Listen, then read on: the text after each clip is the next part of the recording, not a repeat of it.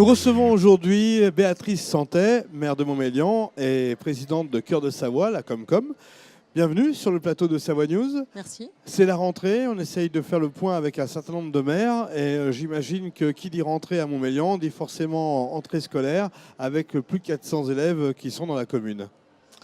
Oui, plus de 400 élèves répartis dans 4 écoles à Montmélian.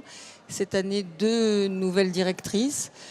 Un certain nombre de travaux qui ont été effectués cette année dans les écoles et une rentrée qui s'est passée le mieux du monde. Alors à l'école Jean Moulin, vous avez souhaité sensibiliser les enfants sur le gaspillage alimentaire qui est un vrai sujet d'actualité. Oui, on a du coup installé un espèce de self, je dis un espèce parce que c'est pas un self comme on peut l'imaginer dans les grands restaurants, mais un self-service qui permet aux enfants de vraiment choisir la quantité de nourriture qu'ils veulent, de venir éventuellement se resservir s'ils le souhaitent, et puis de travailler vraiment la question du gaspillage alimentaire dans ce qu'ils mettent à la poubelle à la fin du repas.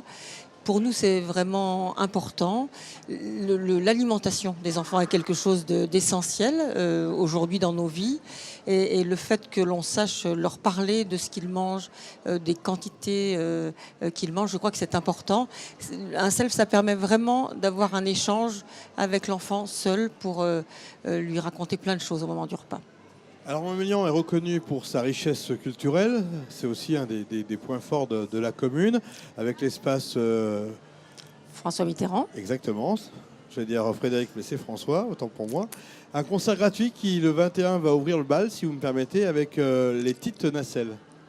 Oui, les Petites Nacelles, c'est la 3e fois qu'ils viennent à Montmélian. C'est un très beau groupe de musique qui a des textes qui nous plaisent beaucoup, qui sont particulièrement poétiques et puis qui parlent de notre monde. Le 21, donc, ce sera l'ouverture de la saison. On présentera à cette occasion le grand nombre de spectacles, un peu plus d'1 par mois, que nous proposons à l'espace François Mitterrand, avec cette année encore de belles rencontres à venir. Je pense en particulier peut-être à Rhoda Scott, qui fêtera à Montmélian ses 80 ans et ses 60 ans de carrière. Rhoda Scott, c'est une des plus belles organistes du monde, une belle américaine qu'on reçoit pour la 3e fois, elle aussi à Montmélian, mais on recevra aussi tout au long de l'année Chimène Badi et Julie Senati, mais aussi Jean-Michel Mattei, et puis il y aura un spectacle de danse, et puis du théâtre, et puis du cirque, tout ce qui fait la richesse de notre programmation culturelle. On essaye d'avoir des artistes de renommée au moins nationale, voire mondiale, mais aussi des artistes locaux, parce que c'est important que nos salles permettent cela et permettent cette diffusion culturelle locale. Alors un grand rendez-vous aussi qui lance vraiment cette rentrée, c'est du 26 au 28 septembre, les 8e rencontres TEPOS. Qu'est-ce que TEPOS ? Alors, les rencontres nationales TEPOS, c'est en fait la rencontre des territoires qui ont été labellisés, en général par leur région, mais aussi par l'ADEME, qui ont été labellisés, donc TEPOS, territoire à énergie positive. On est territoire à énergie positive si on sait mettre en œuvre ce qu'il faut d'ici 2030, dans une première étape, puis 2050. Tout ce qu'il faut pour que l'on produise plus d'énergie renouvelable que d'énergie que l'on consomme en réalité. Donc on essaye de se faire croiser les courbes de consommation de l'énergie et de production des énergies renouvelables. Les territoires donc se réunissent chaque année dans ce que l'on appelle les rencontres des territoires à énergie positive. Cette année, c'est donc la ville de Montmélian et la communauté Cœur de Savoie qui organisent ces rencontres. C'est plus de 300 congressistes, beaucoup d'échanges, beaucoup de participation commune à nos expérimentations locales. Il y aura beaucoup de visites sur le territoire Cœur de Savoie et c'est important.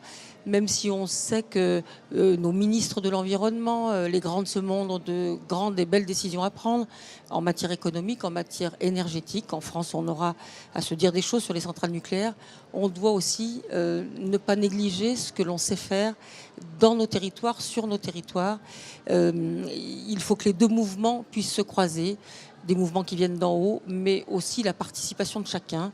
Et les territoires sont de beaux lieux d'expérimentation et d'avancer sur ce sujet-là. 400 congressistes quand même présents sur ce week-end-là. Donc c'est un moment très important du 26 au 28 septembre. On aura l'occasion d'en parler sur Savoie News. Alors je vais rebondir sur la Comcom, la communauté de communes dont vous êtes présidente. Là j'imagine aussi que les sujets sont denses. Oui, il y a toujours à la communauté beaucoup de sujets nouveaux. On a pris des compétences nouvelles cette année et peut-être celle qui est le plus en lien avec la rentrée, c'est le fait que la communauté ait décidé au début de l'été de prendre en charge l'accueil des enfants le mercredi, puisqu'il n'y a plus d'école le mercredi dans 42 des 43 communes du territoire, Cœur de Savoie. C'est la communauté de communes qui organise maintenant les centres de loisirs du mercredi. Je crois que c'est un beau service que l'on rend aux parents. Et en tout cas, c'est un service qui a un succès fou. On avait ouvert 280 places. On est régulièrement en ce moment à 320, 330 enfants accueillis. Nous, on est ravis parce que ça signifie que ce que l'on offre est un vrai service qui apporte un plus aux familles. Et c'est ce pourquoi, je crois, nous sommes élus. Béatrice Santet, merci d'être venue sur le plateau de Savoie News. Merci et puis, à bonne rentrée, bonne fin d'année, si je puis dire. Merci beaucoup.